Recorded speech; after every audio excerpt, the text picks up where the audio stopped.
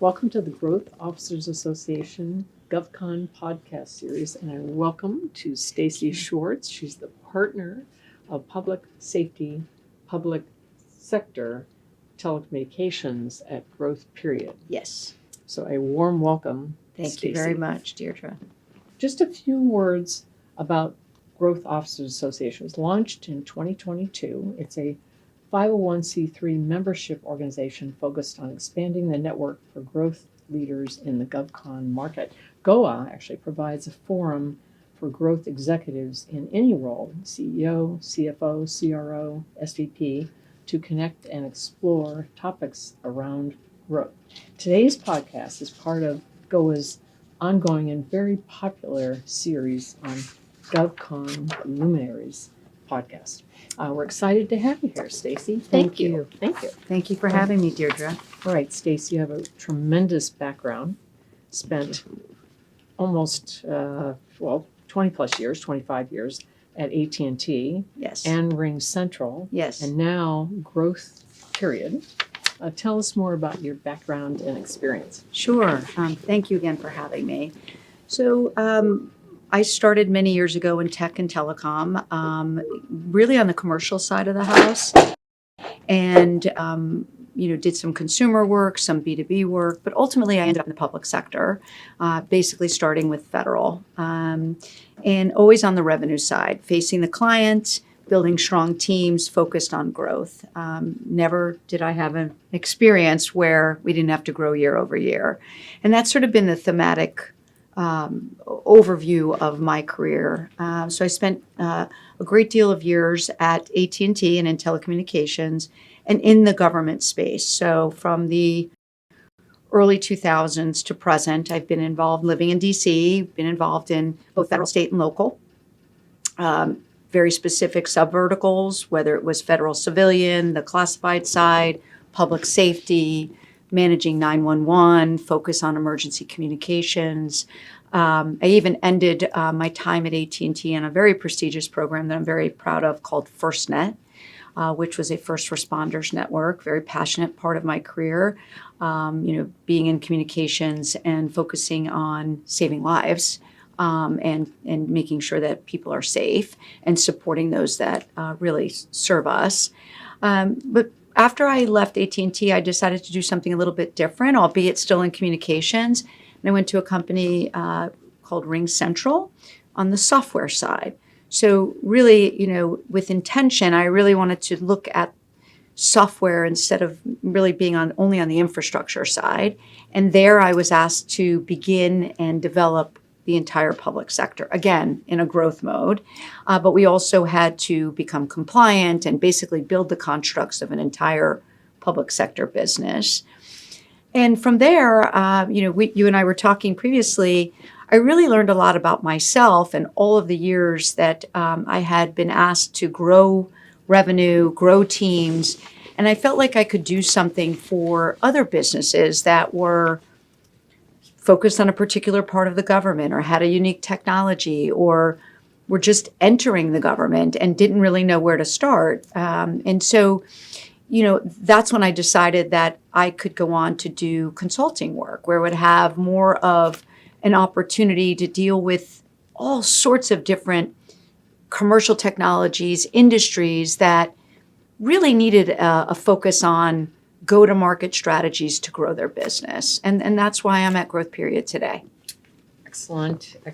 So I was going to ask a little bit about the new role because you've been there about 6 months, Yes. right? How does it relate to growth? Yeah, no, great question. So the ultimate goal for all of our clients is some measure of new growth at Growth Period. So it could be a client, as I suggested, some new commercial company that doesn't know how to enter the government space.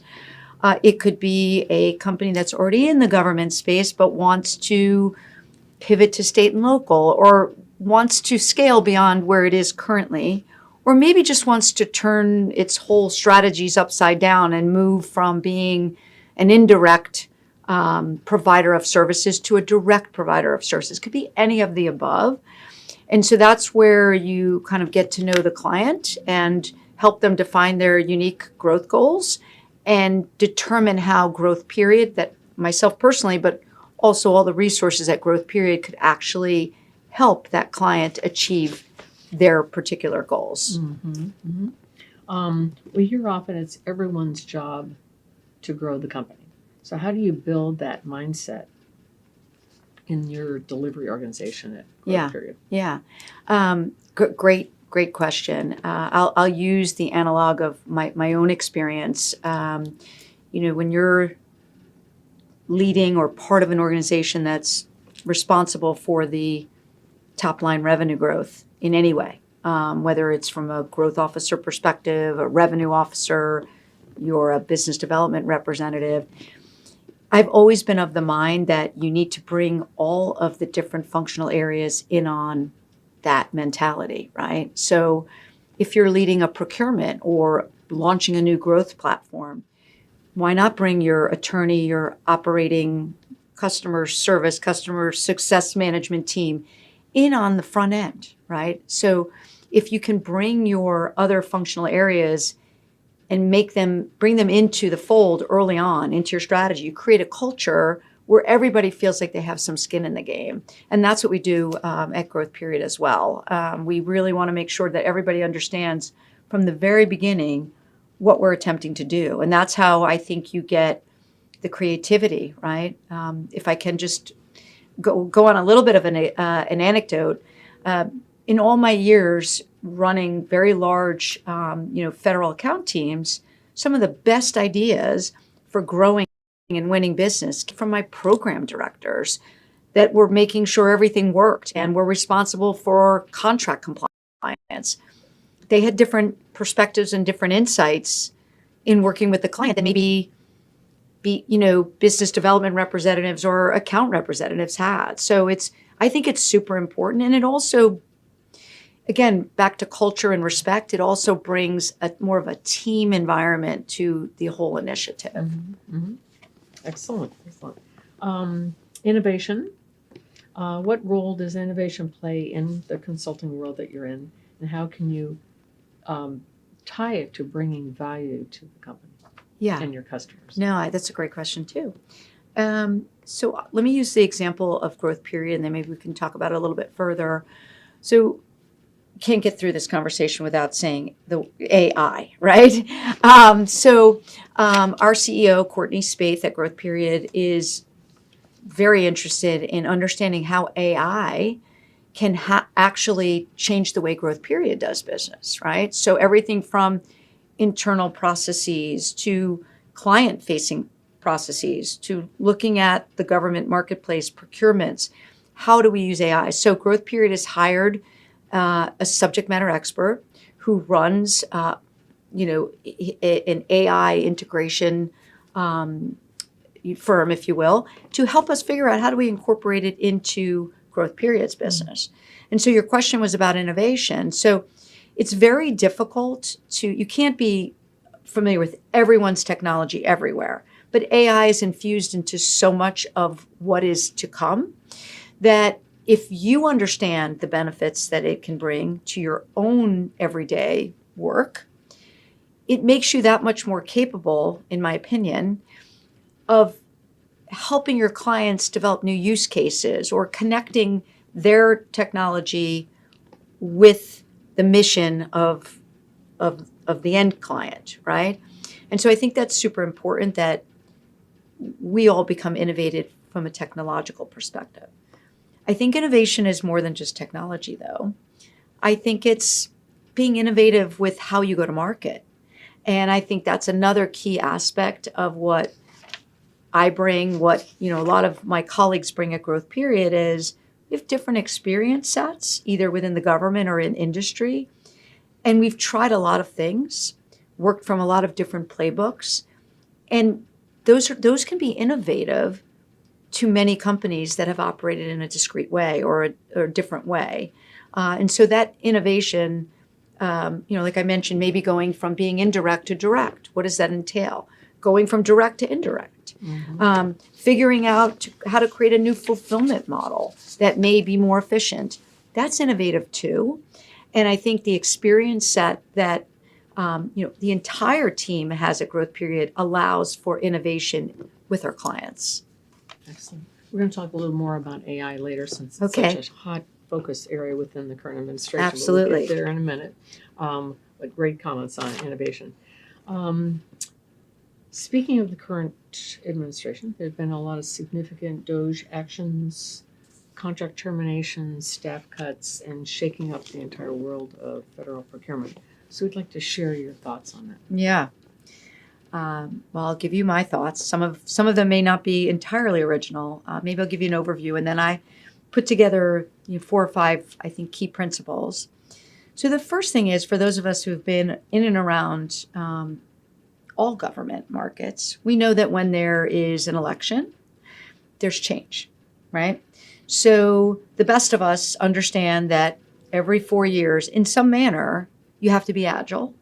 You have to reset and prepare and set the appropriate expectations within your own business, with your clients, with your business leaders, that this is happening. And this is a cycle that we all go through. So that's sort of the foundational baseline.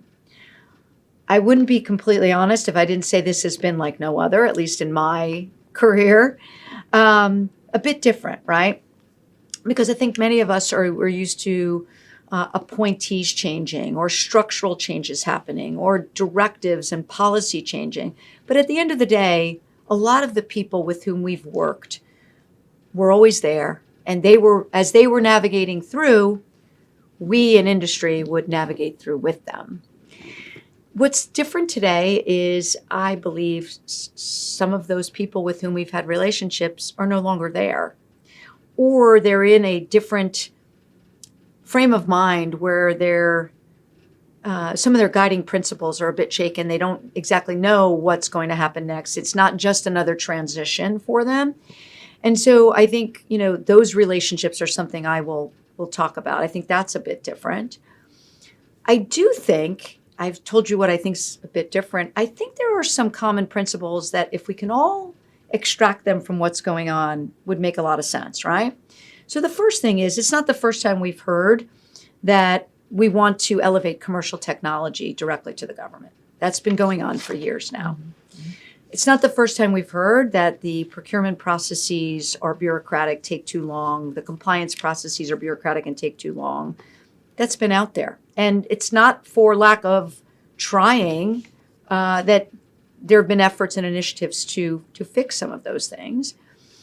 And also, making government more efficient has always been out there.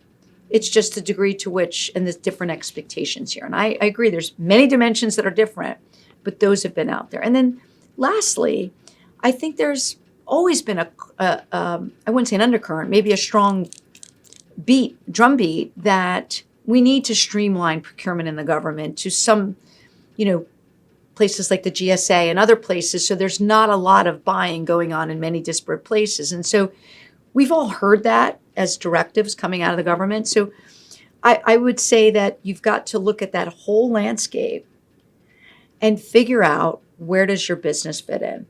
And what are you hearing, right? First of all, always follow the mission to a great degree. The mission has not changed. The policies around them may have.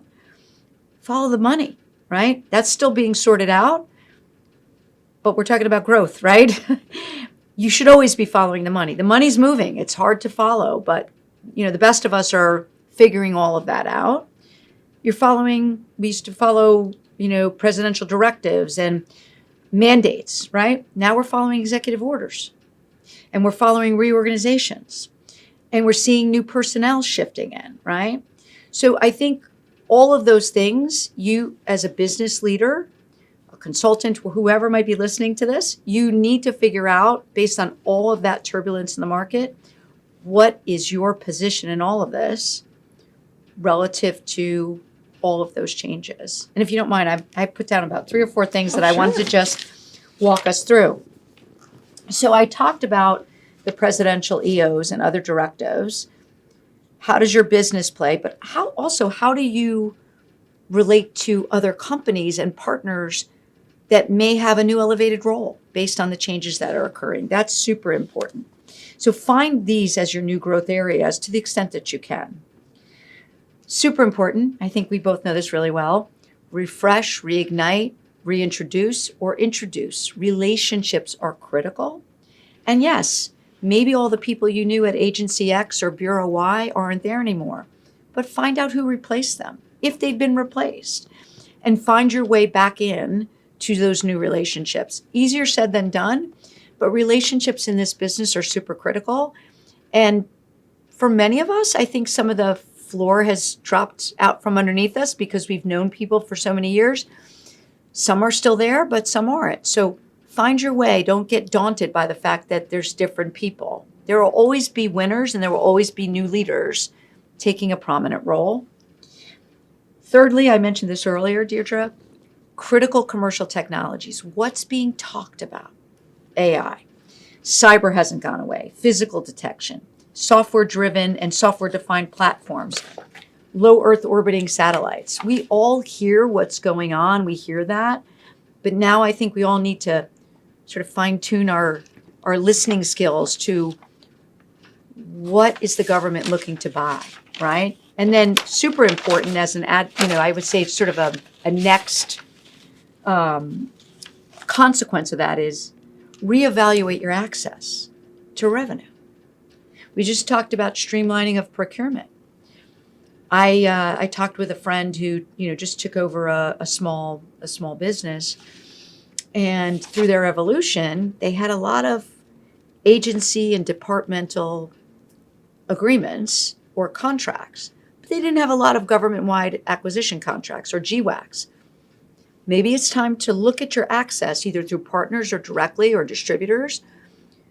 Now that you've looked at where the money is, what the mission is, what are the critical technologies, some of us out there may have had contracts canceled.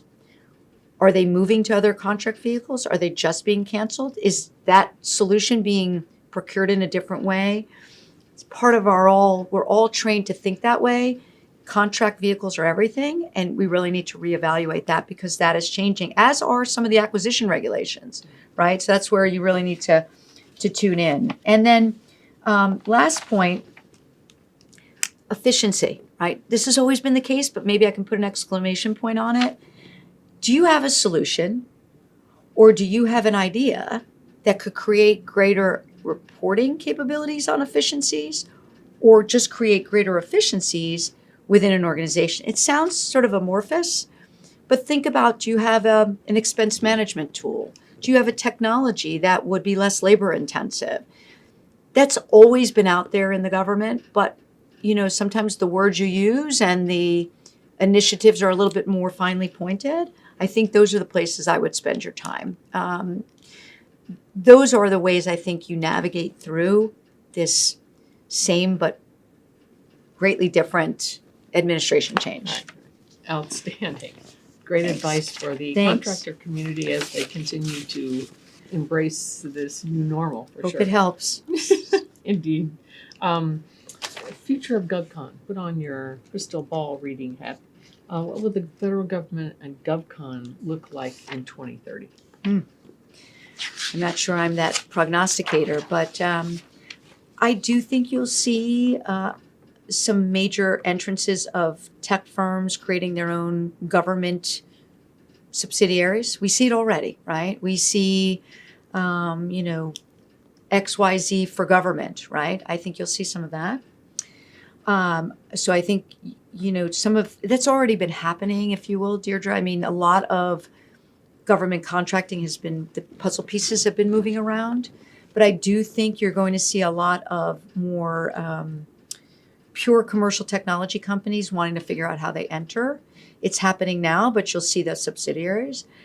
We're even seeing some foreign commercial technologies finding their way in because they see that avenue. So I do see a greater preponderance of GovCon being government entities for technology, pure commercial technology firms who've established their own entity. I'll give you my hope for 2030. I hope there's fast track solutions and more automation and AI being used to certify companies to operate within the government. I spend a fair amount of time in the software compliance area with FedRAMP. Growth Period has a new practice called Growth Ramp. There's a lot of conversation about automating the controls and the monitoring and less reporting. I believe that will be a fact and a factor in the government. And I do think, we're going to talk about AI. I can't stop talking about it, but I do think there will be a human element to almost everything we do to serve citizens, but there will be more of that infused into the frontline interaction with citizens. A great example of that, at least on the state and local side, is 911 capability, right? Well, there's so many different forms of media that come in an emergency, and different federal, state, local. How do you assemble all of that information and make a critical, informed, incident-aware decision? Typically goes to a dispatcher, that human being that has to take all that information in. So AI is starting to be used in some of those key decision points. In my last role, we were infusing AI into the call centers, right? So if you think about citizens calling into the Social Security Administration or others, that's already happening today, is how do I better give you the information, the tooling, the direction to make it more efficient? Obviously, we want to make sure it's to make the citizen experience and the mission successful. But I do think there will be more automation, more AI. I do think commercial technology will rise. I do think procurement will be done a bit differently. Even things like recruiting into this field, we will use AI tools to determine the right credentials, even for clearing people, making sure we're doing background checks. So I believe it will be infused into everything that government contracting does. Excellent. You talked a little bit earlier about advice to industry. There was a really interesting article back in March in Washington Technology where they outlined steps that contractors can take during these unique and challenging times, such as what they gave advice on: maintain close relationships, which Right. you talked about with customers, emphasize concrete results and outcomes, and find growth areas. So what advice, in addition to what you've already offered, would you offer to this contracting community as they try to embrace this new exciting administration? I think, not at the risk of being somewhat repetitive, procurement's changing. I would definitely spend some time. I think there's been some transparency. Find out, go have conversations, go to industry days, definitely understand how procurement's changing, because it is. I'm not a legal expert, but we've all operated under one set of guidelines. I think that's super important. Make sure that we did see a slowdown early on in some of the contract action and procurement action. Those same tools are out there today. I think you still need to monitor that. I'd go back to follow the money. I think that's super important. It's moving. It's not in the same places. I think we've seen certain frameworks of contracting and their regard by the administration. Maybe it involves some recasting or rebranding of how you relate to the government, right? There's certain images that are out there by the current administration of, sort of the legacy GovCon. There might be an opportunity for small, large, mid-sized government contracting firms to recast who they are, and this would be a time to do that. And that goes back to, there's certainly good discipline around marketing and business development, but it also takes a good revisit of your go-to-market strategy. And certainly, once you've got that all in place, the relationships come back. You've got to go back in and sort of recast who you are.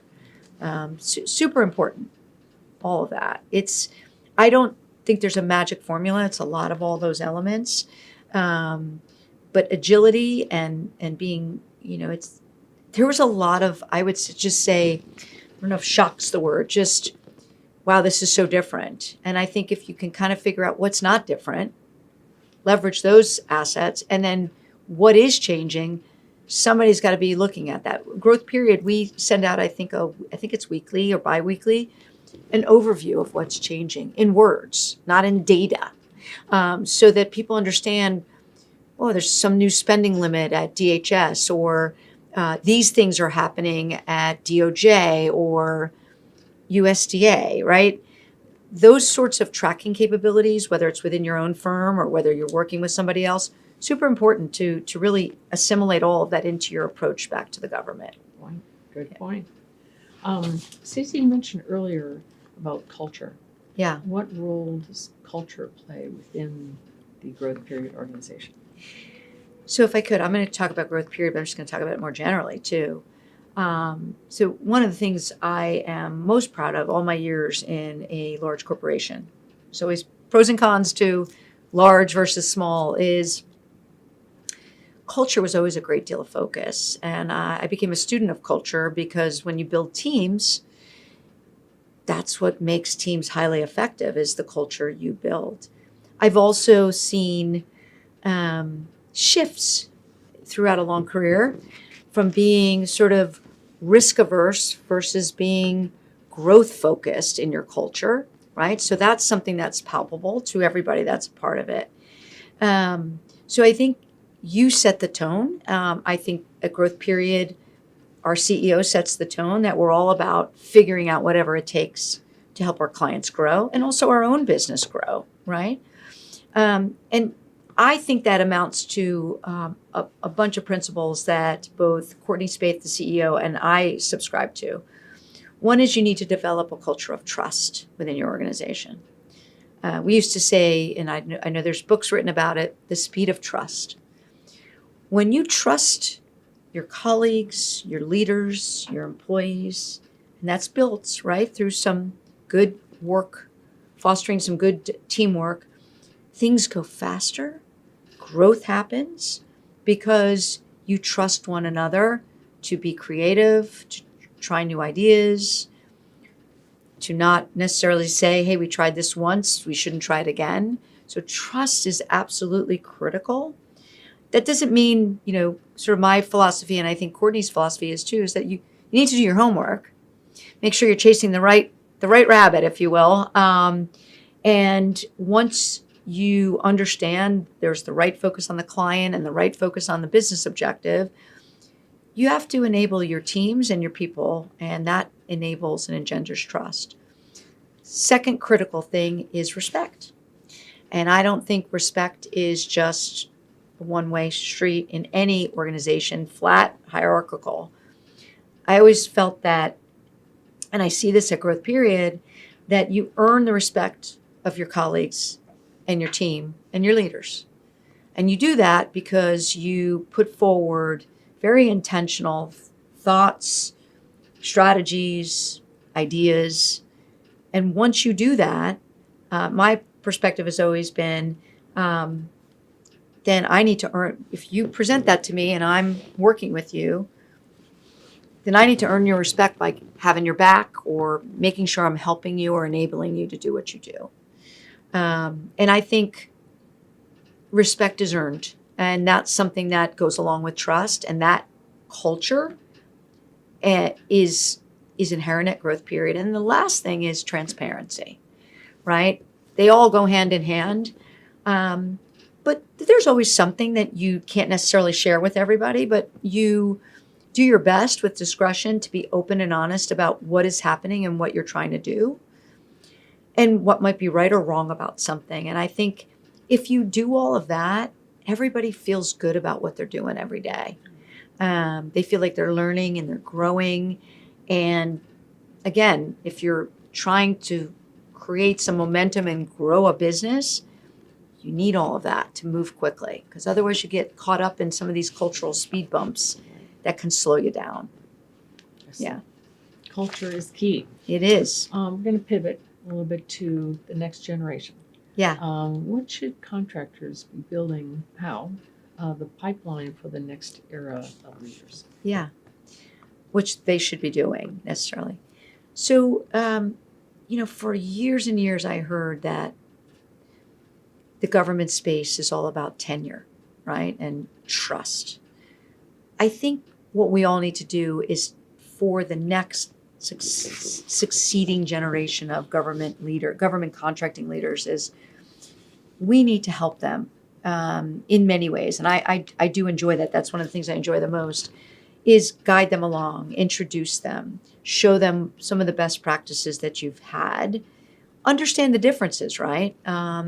We didn't grow up as digital natives. I'll speak for myself, Deirdre.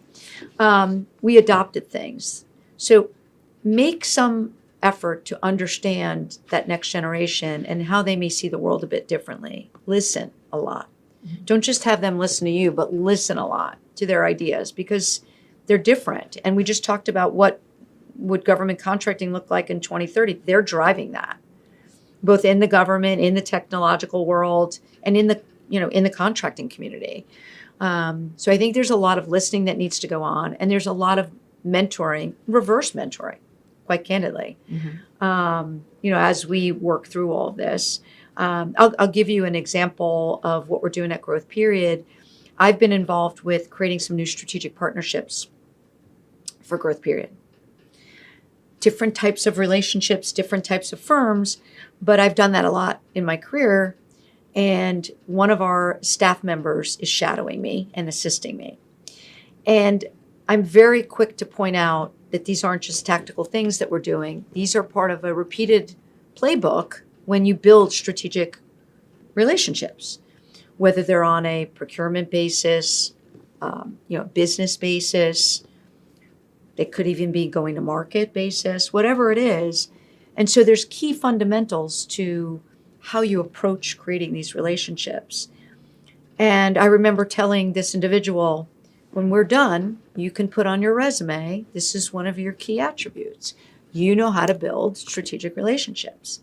Help them understand why they should be thinking about this, why what you're helping them work with you on is a fundamental tenet of their own professional growth. Super important. And I think organic mentoring is just as important as formal mentoring, where you sit down with somebody. In fact, sometimes I think it's even more important because you're learning while you're doing.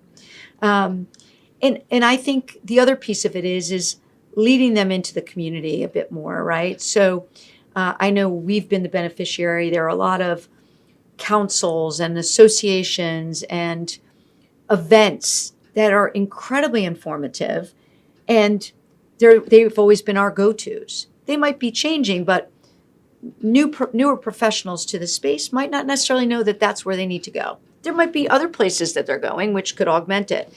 But I think it's our responsibility to bring them along with us as we're doing what we do. It takes a little bit more thoughtfulness and intention, but it's absolutely critical. And then the last thing, which is something I am a big proponent of through my own experience, help them find their voice.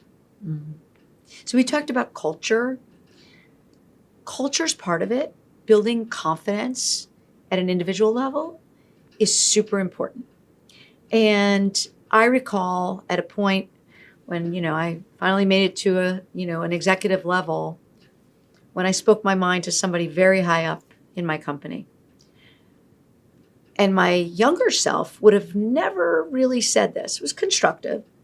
And I remember walking away from that meeting saying, wow, his response was incredible. He was so grateful and happy that I told him exactly what I was thinking in a very obviously professional but direct way. And I thought, why didn't I find that voice earlier? Why didn't I speak up earlier? So when I identify young professionals that already have those incredible strategic thoughts but don't want to bring them up, it's up to us to enable them to find that voice earlier, right? My chief of staff at the end of my career at AT&T, she was one of those people that had just an incredible strategic thought process. And I told her, I don't need to say these things. These are your ideas. You say them. It builds your credibility, your confidence. And it's not a function necessarily always of experience. And that confidence is super important to this whole next generation that has heard for years that, we've all been in this business for 30 years. You have to pay your dues. You do to some extent, but that doesn't mean that you don't have a creative, constructive, powerful thought right now that you should be talking about. And it's up to us as, tenured people to bring these folks along. You convey with a lot of passion about the next gen. I do. That's maybe because I have some next gens that I raised too, but it's super important. We were them once too, Yeah, right? Absolutely. We're going to pivot back to AI. Okay. AI technologies will be the dominant theme for the next decade. Some government industry experts view AI as up there with the pantheon with the Industrial Revolution, electricity, Yeah. and the internet. Yeah. For its ongoing and lasting impact to government, business, and society. So how are you using AI in your everyday professional life? So I'm probably not your best example. I mean, I use it the way most of us use it in terms of all the technology we use to do our business, whether it's quantitative, qualitative, all of that. I mean, AI is infused into every device we have, every software program we have. It's there, right? I think the other way that I'm using it, I wouldn't say in my everyday life, but maybe in my business life, is I am very much trying to understand in a somewhat hands-on way how it's being used in my client's universe, because I need to understand that a bit better. The other way I would say to you that I'm really looking at this is trying to be informed and educated and listening about AI and the governance that's being put around it and how companies are infusing it into their solutions, but also how is the government looking at it in distinct areas, right? So how are they organizing around it? How are they creating policy around it? At a more macro level, what controls are being put around it? I'm actually looking at, as I see new clients, what industries are popping up around the governance of AI, right? So all of that, I would say it's not necessarily always using, but how it's entered into my headspace on a daily basis. It's in everything from communications to decision making to identification. It's all there. And then there's also policy that's being generated around it. So, and candidly, I'm sure, kind of you feel the same way.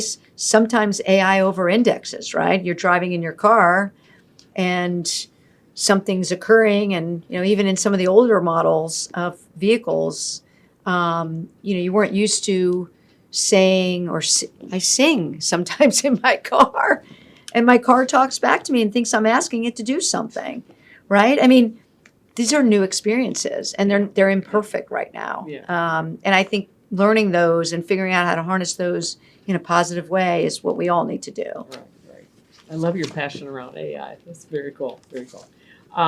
You mentioned this earlier about alluding to associations, councils, etc. Yeah. You bring a wonderful spirit of volunteerism with your years of great work in the GovCon space. Thank you. Tell us more. Yeah. So I think there's a community. I think that's the big word. It's comprised of a lot of different piece parts that I think any one of us can get involved in, right? So I lived within a large commercial company that had a government business. And I realized very quickly that that was my other identity. I was an employee of the company, but I was also a member of, people talk in industry about verticals, but I was a part of a community. I've lived in the DC area for a long time. My friends are all in this space, whether they were, my friendships were engendered through work or just because your neighbor is in this business, right? So I think you can't avoid that if you're committed and focused on that community.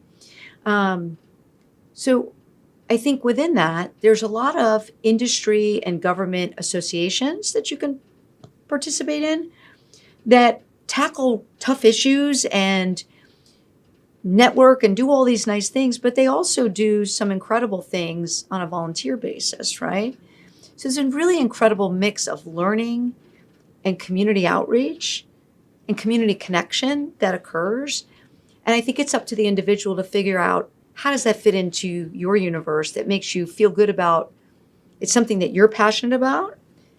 It has some relationship to what you do in your however many hours you're working a day or a week.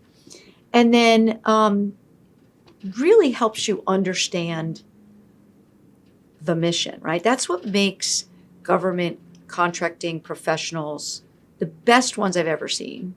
And I think when I've been my best self is when I really understand the mission and how everything that we're doing supports that. And when you get involved in a lot of these community events and you talk to people, it's not just looking at a diagram or studying some strategic paper, or when you talk to somebody who is an agent or somebody who is a researcher, or somebody who's doing health research, whatever the case may be, or even a procurement official, when you understand what they're doing in an informal setting, you're better at what you do. And if I could just comment, I've been on a couple of nonprofit boards that give back, which you can't help but giving back to the government community and those that serve us when you're in Washington. But there's some real distinctions. Right now I'm on the board of the Make-A-Wish organization for the Mid-Atlantic. And when I started, Mid-Atlantic spans from Baltimore down to some border in Northern Virginia and DC. We certainly look at how we can serve all of the children. We grant wishes for children who are critically ill. That often helps change the course and of their health and their outcomes. But if you think about, for example, military families, their experience is a bit different than perhaps mine, right? If my child had lived in Washington his or her whole life and had consistent medical care, but if you're moving around from place to place and you're dependent upon the community and you've just entered that community, your experience is a bit different as a family when you suddenly come to understand your child has a critical illness, right? And so we certainly work with Walter Reed, but we also tailor our programs. We have a program called Operation Dreammaker, which is all about doing things a little bit differently for that community. And that's just an example, I believe, of getting, involved and being a part of the community in a way that is not commercial. It's just very organic, but it helps you better understand what you're doing maybe in your business life. And I think it fosters goodwill, good relationships, and trust with those around you. And I'd be remiss if I didn't say you're building relationships while you're doing it. And they're seeing you in a different way than being an employee of XYZ, right? Same thing with the opposite side, right? When you're in these communities, if you will, your next door neighbor isn't just an employee of TSA, they're your neighbor. They're part of your community. So I think that's, I would argue, maybe more important in this part of business than many, many others. Yeah. It's not just because we are somewhat DC centric, because I know we have communities all over the world even, but I think it's super important because we serve everybody when we serve the government, not just the consumers we want or the businesses we want. We have to serve everybody. And so that's why I think the community is so important. Excellent. Yeah. Excellent. Specific to some of the associations in the government space, like yes. Professional Services Council, American Council for Technology, yes. Industry Advisory Council, et cetera, Coalition for Government Procurement, and Growth Officers Association. Yes. Is there anything that grouping could be doing to help support industry during these unique times? Great question. Well, first of all, having this kind of a conversation is super important. I think yes. I mean, I'm remiss if some of this is already happening, but any activity that's having the conversation about adapting to this new environment and how we can help each other and how we can grow understanding and what new tools or best practices, super important. I mean, it's a community, right? I think, just in the number of interactions I've had since, the beginning of the year when the administration changed, everybody's figuring everything out. And as much as many of us, at times are competing with one another, we've always figured out how to cooperate and compete and help each other in some of those ways. I think that's super important. So I think that's more of a, maybe a conversational aspect of what we could be doing, because there's no, as much as I tried to give you my 5 bullet points, I think there's no one right answer. It's creating a structured forum where we can talk about it. So I think that's number one. If there's an ability to foster a dialogue with some of the new relationships in the government on, the challenges that are being faced, and hopefully, fostering an open ear about some of that, I think that's important too. My experience has always been that no matter who's in the government, they're always trying to make things better. And hopefully, the mission more efficient and more effective. And so, the industries that maybe have the loudest voices may change, but they also want to have a say. And those associations that you mentioned create more of a structured voice. It's not just about one company or one person. It's about industry and what they're experiencing. And it's no good for anybody if industry and government can't make things work, right? And if there's dysfunction, because in the end, it doesn't support the end goal, which is supporting our citizens, right? So I think that's super important, is to have those structured conversations. And then I think the next thing is, we talked about different technologies. We talked about the younger generations.